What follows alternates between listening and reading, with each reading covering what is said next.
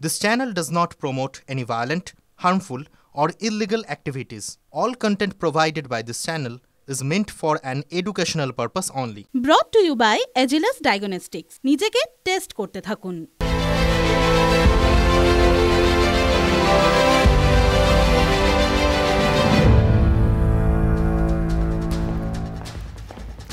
নমস্কার, রাত ৮টায় আপনার সামনে হাজির ঠোঁট কাটা আপনার কথা নিয়ে। ১ ঘন্টা আপনারা জানেন যা কিছু প্রথম আমাদের সবার জীবনে, তা সবই স্পেশাল হয়। আজকের টেস্ট লাংসের টেস্ট, মানে ফুসফুসের টেস্ট। কার কত দম আছে তা বাহু দিয়ে নয়, ফুসফুস দিয়ে জানা যায়। আপনিও টেস্ট করিয়ে নিন, বার্থডেগুলোতে কাজে আসবে। তাই যখন হেলথ টেস্টের কথা আসে, আমার ভরসা হলো India's largest diagnostics company Agilus diagnostics. নিজেকে টেস্ট করতে থাকুন। প্রথম সংসদে পা রাখাও স্পেশাল। স্পেশাল করলেন আরো দাদা রাহুল গান্ধী। ছবিটা দেখুন। श्रीमती प्रियंका गांधी वाड्रा।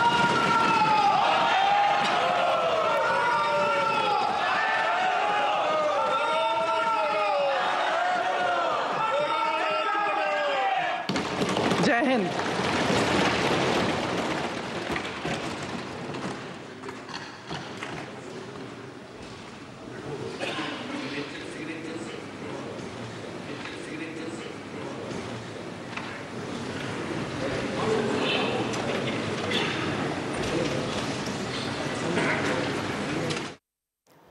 প্রথমবার ভোটে জিতে সংসদে শপথ নিলেন প্রিয়াঙ্কা গান্ধী।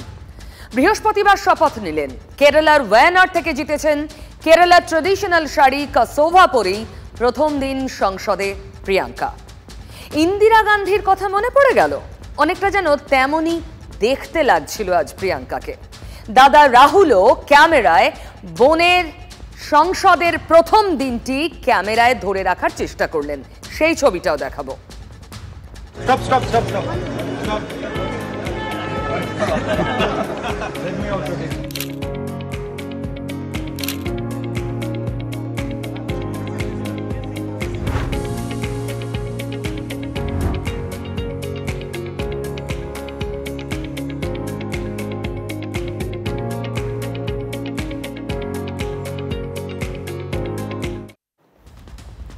শুধু প্রিয়াঙ্কার কাছে নয়, দাদা রাহুলের কাছেও আজকের দিনটা স্পেশাল বোনের জন্য। প্রিয়াঙ্কার শপথে কিন্তু সব দলেরই আগ্রহ বেশ। কংগ্রেস বিরোধী যারা, তারা বলছেন একেই তো বলে পরিবারবাদ। আর জুৎসই উত্তরও দিয়েছেন অধীর চৌধুরী। শুনুন। Gandhi family is itself an institution, এটা একটা প্রতিষ্ঠান। তো স্বাভাবিকভাবেই বিজেপি পার্টির একথা বলা আর সাজে না। সে এই মুহূর্তে নির্বাচিত জনপ্রতিনিধি হিসাবে পার্লামেন্টে প্রবেশ করেছে। তবে তৃণমূলের সাংসদ সুদীপ ব্যানার্জি পরিবারবাদ নিয়ে জোট শরিককে ডিফেন্ড করতে গিয়ে অভিষেক ব্যানার্জির নাম নিলেন। শুনুন।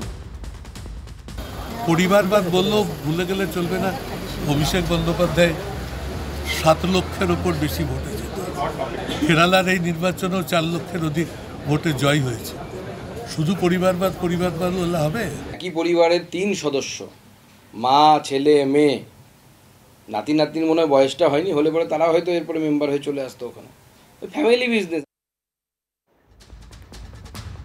সুকান্ত মজুমদারের কথা শুনেই বুঝলেন সুদীপ ব্যানার্জির কাছে প্রশ্নটা ছিল প্রিয়াঙ্কা গান্ধী নিয়ে।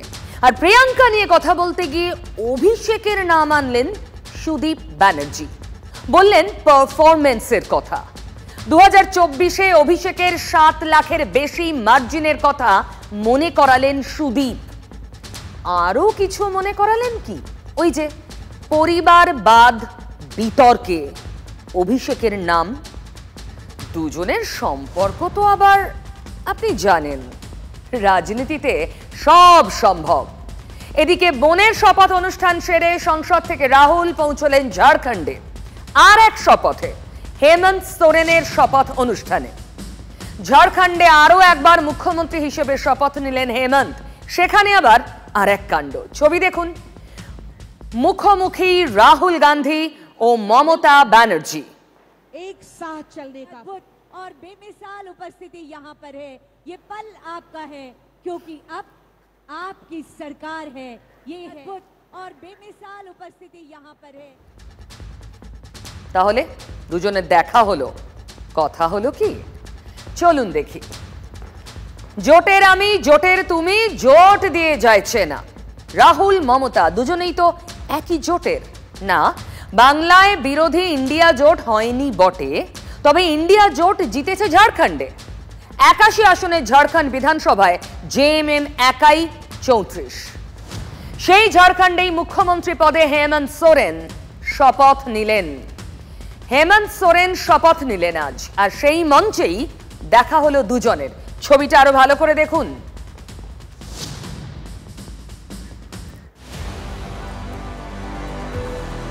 ভোটে ঝাড়খণ্ডে বিপুল জয়ে বিরোধী জোট ইন্ডিয়ার। শপথ গ্রহণের সেই উপলক্ষে আমন্ত্রিত মুখ্যমন্ত্রী মমতা বন্দ্যোপাধ্যায়। উপস্থিত জোট শরিকরাও। বিরোধী জোট একজোট। মমতা বন্দ্যোপাধ্যায়কে দেখে এগিয়ে এলেন তেজস্বী যাদব, অখিলেশ যাদবরা। কথাও বললেন।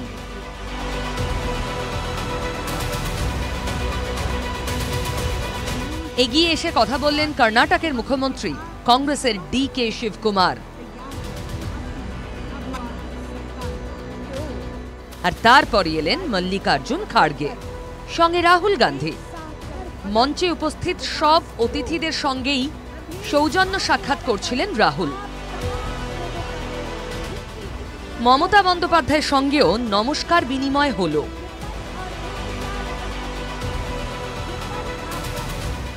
তারপর রাহুল এগিয়ে গেলেন তেজস্বী, অখিলেশদের দিকে। কি বুঝলেন?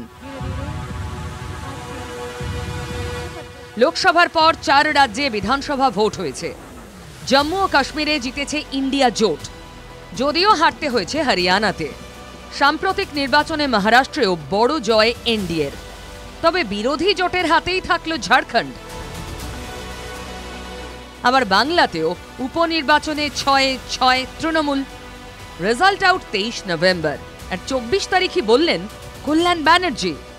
যখন সারা ভারতবর্ষব্যাপী কংগ্রেস যখন পিছিয়ে পড়ছে, যারা অন্যান্য রাজনৈতিক দল, বিরোধী দল যখন পিছিয়ে পড়ছে, তখন তাদের ইগো ছেড়ে দিয়ে, তাদের সমস্ত কিছু ছেড়ে দিয়ে, তাদের দলের অস্তিত্ব রেখে ইন্ডিয়া জোট হিসেবে, সমস্ত বিরোধী দলের জোট হিসেবে, জোটের নেত্রী হিসেবে মমতা বন্দ্যোপাধ্যায়কে সামনে নিয়ে আসা উচিত। উপনির্বাচনের ফলাফল দেখে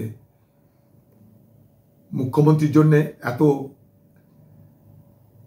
তাঁর দলের কামনা বাসনা না করাটাই বাঞ্ছনীয়। দিল্লি বহু দূর হ্যায়।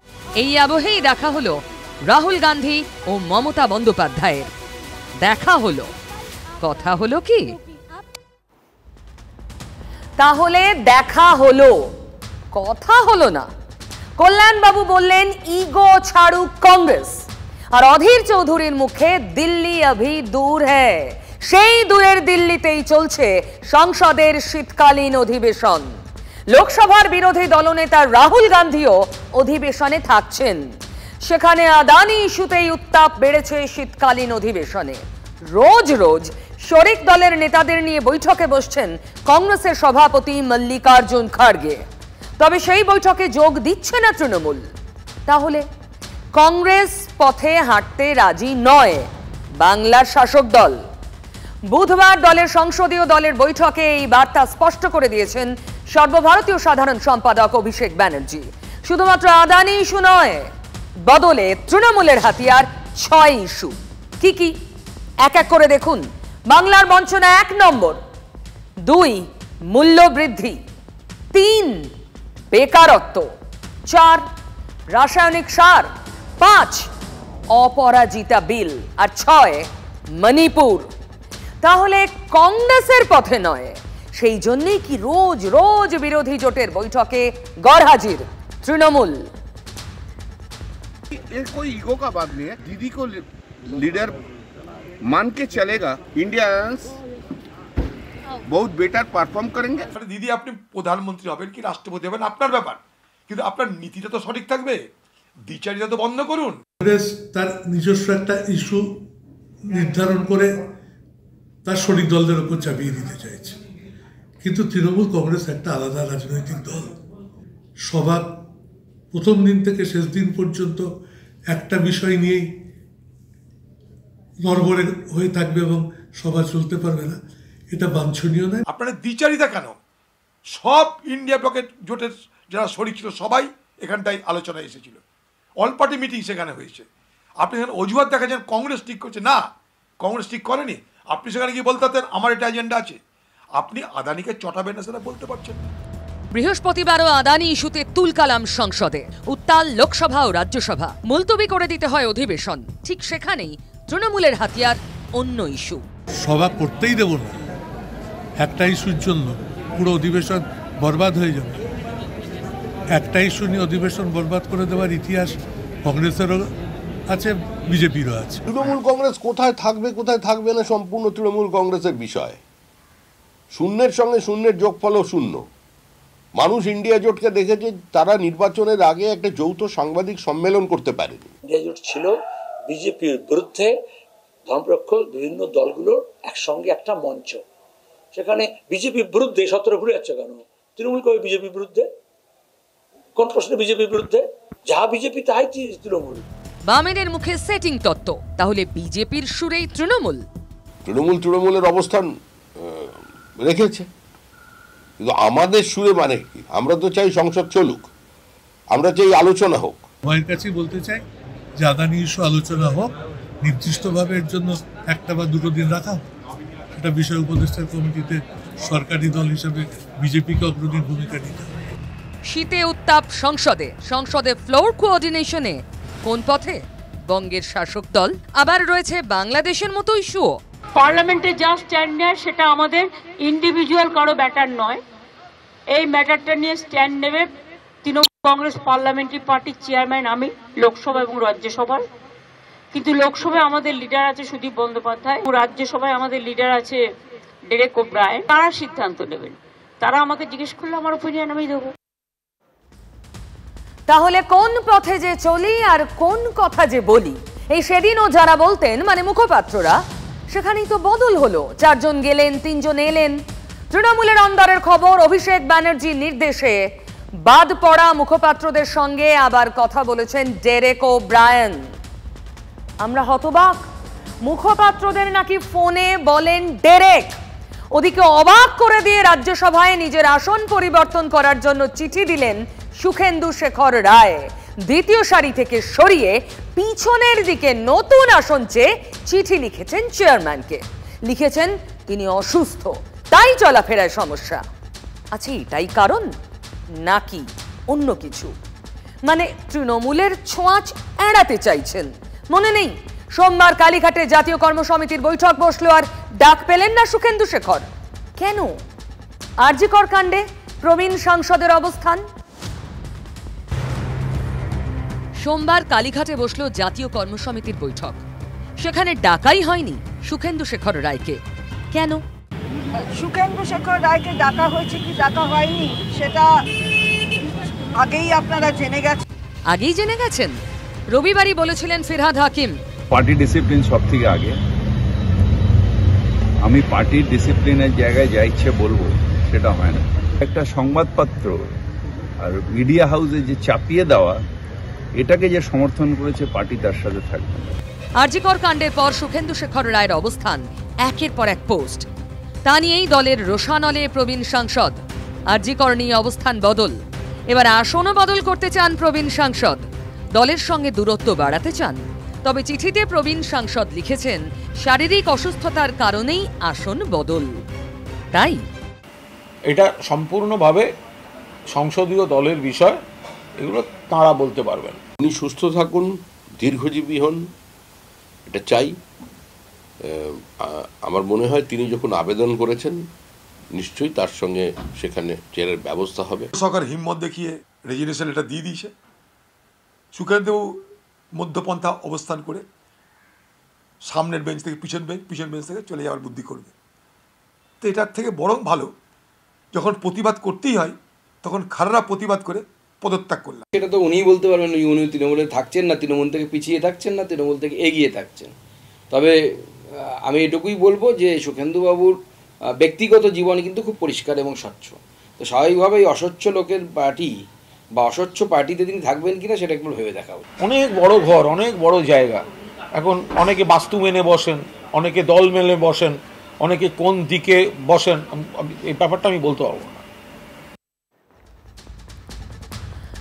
তাহলে গরমাগরমি চলছে সংসদে, উত্তাপ বাড়ছে, উত্তাপ কিন্তু বিধানসভাতেও।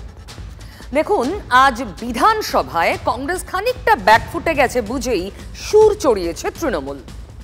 কেন্দ্রের ওয়াক অফ বিল নিয়ে আজ প্রশ্ন করেছিলেন মুশারফ হোসেন। উত্তর দিতে গিয়ে মুখ্যমন্ত্রী কি বললেন? রাজ্যগুলোর সঙ্গে আলোচনা না করেই ওয়াক অফ বিল এনেছে কেন্দ্র। এটা যুক্তরাষ্ট্রীয় কাঠামোর বিরুদ্ধে। কেন্দ্রে যেমন ওয়াক অফ বোর্ড আছে, একইভাবে রাজ্যেও ওয়াক অফ বোর্ড আছে। এটা একটা ধর্মের বিরুদ্ধে বিল, সংবিধান বিরোধী। এই বিল আনা হয়েছে সংখ্যালঘু মহিলাদের স্বার্থে, সংখ্যালঘুদের স্বার্থে। এই বিল আনা হয়েছে ভারতের প্রত্যেকটা নাগরিকের সমান অধিকারের স্বার্থে। এই বিলের যিনি বিরোধিতা করছেন তিনি সচেতনভাবে বিরোধিতা করছেন, কারণ তার প্রয়োজন হচ্ছে ব্লক ভোট। চালাকি মোদী সরকার করছে, আর মোদীর মধ্যে তফাৎ নেই। তার থেকে যেটা বাড়তি হচ্ছে, হিন্দু এবং মুসলমানের মধ্যে যে ভাগাভাগি করার জন্য দেখানো হচ্ছে তোমাদের সম্পত্তি আমরা রক্ষা করব। এটা 26 নির্বাচনের আগে আর একটা প্রস্তুতি। নাটকের মানে আমরা বুঝি, বিজেপিও কি করতে চায় তাও বুঝি, আপনি কি করতে চাচ্ছেন তাও বুঝি। যেমন করে এনআরসি ভোটের বাক্সে প্রতিফলিত হয়েছিল, তেমন করে ওয়াকআপ বিল, ওয়াকআপ বোর্ডের উপরে যে বিল, সেটাও ভোটের বাক্সে প্রতিফলিত হোক। এটা দিদিও চাই, এটা মোদিও চাই। যেমন এনআরসির আরেক ভাই আসছে ওয়াকআপ বিল। বিরোধীরা মোটামুটি একসুরে বলছেন, আর মাইনরিটি ভোট এককাট্টা রাখতেই ওয়াক অফ বিলকে হাতিয়ার করছে তৃণমূল। মুখ্যমন্ত্রীর নজর কিন্তু আরো দূরে। আমাদের সাংসদরা এই বিষয়টিকে নিয়ে প্রথমে প্রতিবাদ করেছিলেন। তাদের প্রতিবাদের কারণেই সংসদে একটা জয়েন্ট পার্লামেন্টারি কমিটি তৈরি হয়েছিল। পরবর্তীতে সব বিরোধী দল মিলেই এটাকে বয়কট করে। বলা হয়েছে বিলটি সামনের বছর মার্চে বাজেট অধিবেশনে আনা হবে। অর্থাৎ মুখ্যমন্ত্রী বোঝাতে চাইলেন সারা দেশে ওয়াক অফ বিল বিরোধী আন্দোলনে নেতৃত্ব দিচ্ছে কে? তৃণমূল। এক ঢিলে দুই পাখি মারার চেষ্টা। মুসলিম ভোট ব্যাংক কোথাও সামান্যতম হাতছাড়া করতে চান না মমতা বন্দ্যোপাধ্যায়। সে কারণে কংগ্রেসকে টপকে সর্বভারতীয় স্তরেও এই ওয়াকআপ বিলের বিরোধিতা তৃণমূলই নেতৃত্ব দিচ্ছে, তাও স্পষ্ট করে দিলেন তিনি।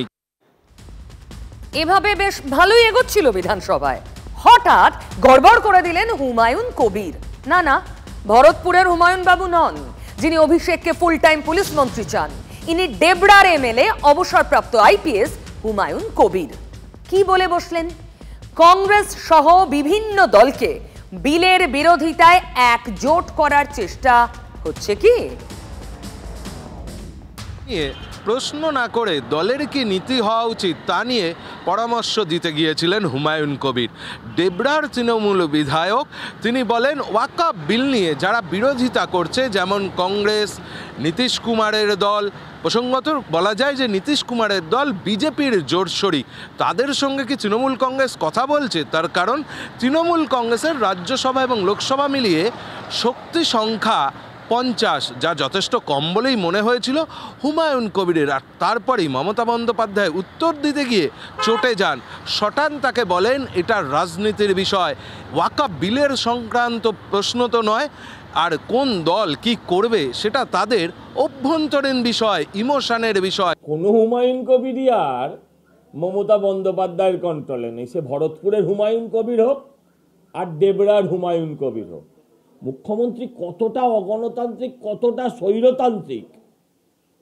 একজন মুসলমানদের পক্ষে বিপক্ষে যে বিল, সেই বিলের জন্য তিনি সর্বদলীয় বা বিরোধী দলগুলোর সাথে আলোচনার প্রস্তাব দিয়েছিলেন। মুখ্যমন্ত্রী সেটাকেও ফুৎকারে উড়িয়ে দিয়েছে। বিধানসভার ভিতরে মুখ্যমন্ত্রীকে বিড়ম্বনায় ফেললেন ডেবরার এমএলএ, আর বাইরে এক মন্ত্রী। ওয়াক অফ বিলের প্রতিবাদে শনিবার সমাবেশ ডেকেছে তৃণমূল, কিন্তু আজই ধর্মতলায় এক ইস্যুতে সমাবেশ করে বসলেন জমিয়তে উলেমায়ে হিন্দের রাজ্য সভাপতি সিদ্দিকুল্লাহ চৌধুরী। তার পাশে দেখা গেল শাসক দলের আর এক ভরসা ফুরফুরা শরীফের পীরজাদা তোহা সিদ্দিকীকেও। সমস্ত বিরোধী রাজনৈতিক দলের প্রতি আজকের সমাবেশ আহ্বান করছে, সর্বশক্তি দিয়ে এই ওয়াকাফ বিলকে প্রত্যাহারের দাবি আপনারা জানান। হাত তুলে বলুন সমর্থন আছে নেই। সেই এক বার্তা সবাইকে নিয়ে চলতে হবে। বিধানসভায় সেটাই তো বলতে চেয়েছিলেন হুমায়ুন কবির। খেলা এখানেই শেষ নয়, কেঁচো খুঁড়তে গিয়ে কেউটে বেরোবেই। টিএমসি ডেকেছে শনিবার মানে 30 তারিখ। আমাকে বলেছিল ওই দিন আমার নর্থ বেঙ্গলে শিলিগুড়িতে বইমেলা। আমি ববি হাকিমকে বলেছি দাদাভাই আমি থাকতে পারবো না। তারপরে এই যে সভা ডেকেছে আমার জানা নেই। আপনার জানা নেই? না, মারাত্মক কথা বলছেন। আমি যা বলছি ঠিকই বলছি। এই যে মাইনরিটি সেল সভা ডেকেছে, সিদ্দিকুল্লাহ চৌধুরী জানেন না? কালকে আমার সাথে দেখা হয়েছে মোশাররফের, তিনি বলছেন দল থেকে বলেছে, দল ডেকেছে, দলের শক্তি আছে, দলের সাথে আমার কোনো লড়াই নেই। না, আমার সাথে কোনো পরামর্শ হয়নি। ববি হাকিম বলেছেন একটা সভা ডেকেছে আপনি থাকবেন। আমার প্রোগ্রাম আছে, আমি কি করে থাকবো। আমার সহকর্মী সৌরভ গুহর প্রশ্নের ধাক্কায় গর্ত আরো গভীর হতেই আরো বিষধর কেউটের সামনে এলো। অনেকেই বলেন যে সংখ্যালঘুর মুখ ফিরহাদ হাকিম, কেউ বলেন সিদ্দিকুল্লাহ চৌধুরী, এটা তাদের পারস্পরিক দ্বন্দ্বটা নিয়ে আরো একবার সমালোচনা। আমার বক্তব্য ফিরহাদ হাকিম রাজনৈতিক বা আমার থেকে বড়, আমি স্বীকার করি, কিন্তু বাংলায় মুসলিম সংগঠন জমিয়ত উলামা হিন্দের ধারে কাছে কেউ নেই, এটাও স্বীকার করতে হবে। খুবই গুরুত্বপূর্ণ, খুবই তাৎপর্যপূর্ণ বার্তা দিয়ে গেলেন সিদ্দিকুল্লাহ চৌধুরী। রাজনীতিতে ফিরহাদ হাকিম আমার চেয়ে অনেক বড়, কিন্তু মুসলিম সংগঠন বা মুসলমানের আশা আকাঙ্ক্ষার প্রতিফলন ঘটানোর ক্ষেত্রে জমিয়াতে উলেমায়ে হিন্দের কোনো তুলনা হয় না। দ্বন্দ্ব একেবারে স্পষ্ট। দেখুন, তৃণমূলের প্রাণভোমরা লুকিয়ে আছে ওই 30% ব্লক ভোটের মধ্যে। আর ওই 30% ব্লক ভোটের দোকানদারিটা কে ঠিকভাবে করতে পারবেন, কার হাতে দাড়িপাল্লা থাকবে, সেইটা নিয়ে লড়াই। কখনো হুমায়ুন কবির, কখনো ফিরহাদ হাকিম, কখনো সিদ্দিকুল্লাহ চৌধুরী।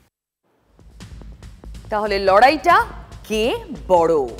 সিদ্দিকুল্লাহ এরপরও থামেননি, ধর্মতলার সমাবেশ থেকে আরো বড় আন্দোলনের ডাক দিলেন। জমিয়তের সিদ্দিকুল্লাহ তৃণমূল নেতা সিদ্দিকুল্লাহ চৌধুরী নন। আগামী অক্টোবর নভেম্বরে ইনশাআল্লাহ ব্রিগেড আমরা সভা করবো। হাত তুলে বলুন। যদি দেখা যায় মার্চে তারা ফাইনাল করবেন বলেছেন, আজকে বিধানসভায় জানলাম, যদি বিল পাস হয় তাহলে আমাদের রণমূর্তি আমরা ধারণ করবো ইনশাআল্লাহ। এর অর্থ মারামারি নয়, এক জায়গায় শুধু এরকম 1 লাখ 2 লাখ মানুষ কলকাতায় হাঁটবো। হাঁটতে পারবেন না? পারবেন। এরপর সবাইকে চমকে দিয়ে ইমামদের প্রতি সিদ্দিকুল্লাহর নির্দেশ, মসজিদগুলোকে রাজনীতির আখড়া করা চলবে না। কি বুঝলেন? समझदारों के लिए इशारा ही काफी है। ইমাম সাহেবদের বলবো, মসজিদকে রাজনীতির আখড়া করতে আমরা দেব না, কথাই বলে গেলাম আপনাদের সামনে। সিদ্দিকুল্লাহ চৌধুরী টিএমসি লিডার, কিন্তু মসজিদ রাজনীতির আখড়া করা চলবে না। রামকৃষ্ণ মিশনে যান না, বলুন টিএমসি ঝান্ডা লাগাবো, কি বলবে তারা? বলে এসো বাবা, বলবে ভারত সেবার সঙ্গে যান, হবে না। আপনার ইমামতি করুন, বুঝতে পারলে আর বেশি লোভ করবেন না, তার ইমামতির টুপিগুলো ময়লা হয়ে। দেখুন, এখন যা দেখলেন তাতে আর লুকিয়ে রাখার মতো কিছু নেই। এখানেও দ্বন্দ্ব, আর দ্বন্দ্বটা প্রকাশ্যে। দলের অন্যতম 2 সংখ্যালঘু মুখের মধ্যে ক্ল্যাশ। প্রশ্নটা অন্য জায়গায়, আশঙ্কাটা অন্য জায়গায়। আপনি বলবেন তৃণমূলে তো দ্বন্দ্ব লেগেই থাকে, ওই শতাব্দী রায় বলেছেন এটা তো সিলেবাসে আছে। কিন্তু সংখ্যালঘু যে ব্লক, সেখানে দ্বন্দ্ব তৃণমূলের সিলেবাসে ছিল কি, আছে কি? এই দ্বন্দ্ব তৃণমূলের জন্য বিপদ ঘণ্টা নয় তো? প্রশ্ন থাকে, মেরামত কিভাবে? নজর তো থাকবেই।